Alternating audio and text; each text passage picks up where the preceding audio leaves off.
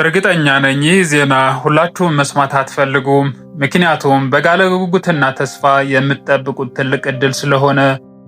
አንድ ጥይት፣ አንድ ሞት፣ አሁን ሌላ ታሪክ ውስጥ ነን እና ሚሊዮኖች የሚጠብቁት ዕድል በአንድ ሌሊት ቆመ። ነገሩ ወዲህ ነው። በአሜሪካ ብራውን ዩኒቨርሲቲ አንድ ፕሮፌሰር የጥይት ሰለባ ሆነ። ይህንን አደጋ የፈጸመው ተጠርጣሪ ግለሰብ ደግሞ ክላውዲዮ ማኑኤል ኔቨስ ይባላል። ይህ ሰው የአሜሪካ ምድርን የረገጠው እንደ አውሮፓውያኑ አቆጣጠር በ2017 በዲቪ አማካኝነት ነበር። እናም መኖሪያ ፈቃድ ግሪን ካርድ አግኝቶ ለዓመታት ኖረ። ይህ አሰቃቂ ነፍሰ ገዳይ በፍጹም ወደ ሀገራችን እንዲገባ መፈቀድ አልነበረበትም ይላሉ ሴክሬታሪ ክሪስቲ።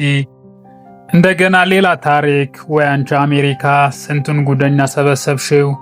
እንደ አውሮፓውያኑ አቆጣጠር በ2017 በኒውዮርክ ከተማ ውስጥ መኪናውን ከሌሎች መኪኖች በማጋጨት ትልቅ ውድመት ፈጥሮ የ8 ንጹሃን ዜጎች ሕይወትን ማለፍ ሰበብ ሆነ። የዚህ ውድመት ምክንያት ደግሞ የመናጢው አይኤስአይኤስ ሽብር አባል የሆነው ግለሰብ አሜሪካ የገባው በዲቪ መርሃ ግብር ምክንያት ነበር። ይህንን ውድመት ተከትሎ ፕሬዚዳንት ዶናልድ ትራምፕ ዲቪ ፕሮግራም ለማስቆም ታግለው ነበር። አሁን በፕሬዚዳንት ትራምፕ አመራር እኔ የአሜሪካውያን የደህንነት ስጋት ለማስቆም ሲባል ለዩናይትድ ስቴትስ ኢሚግሬሽን እና ዜግነት አገልግሎት ቢሮ ይህ አጥፊ መርሃ ግብር እንዲቋረጥ መርቻለሁ ሲሉ በትዊተር ኤክስ ገጻቸው ሴክሬታሪ ክሪስቲ ገልጸዋል። እንኳንም ዘንቦብሽ እንደውም ጤዛነሽ አሉ እማማ ዝናሽ። ቀድሞ ነገር አቶ ዶናልድ ትራምፕ ይህ ዲቪ ምናምን አይነት ጨዋታ ምንም አይመቻቸውም። ዲቪ ሎተሪ የብዙ ሀገራት ህዝቦች በየዓመቱ ተስፋ የሚጥሉበት እድል ነበር። ጭራሽ የዚህ ዓመትማ ሰስፔንስ ተዉት እና ከነገ ዛሬ ይከፈታል ሲባል ጭራሽ አቋረጡት። ወይኔ በላቸው። ከእንግዲህ በኋላ በዲቪ ተስፋ ማድረግ ማቆም ያለብኝ ይመስለኛል። ባይ ባይ አሜሪካ፣ ተለያየን።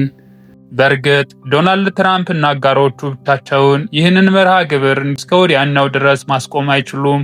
ምክንያቱም ዲቪ ፕሮግራም በሕግ የተመሰረተ ነው። ሙሉ በሙሉ ለመሰረዝ የኮንግረሱ አሊያም የምክር ቤቱ አባል ውሳኔ ያስፈልገዋል። አሁን ያለው ጊዜያዊ ማቆም አሊያም ሰስፔንሽን ነው።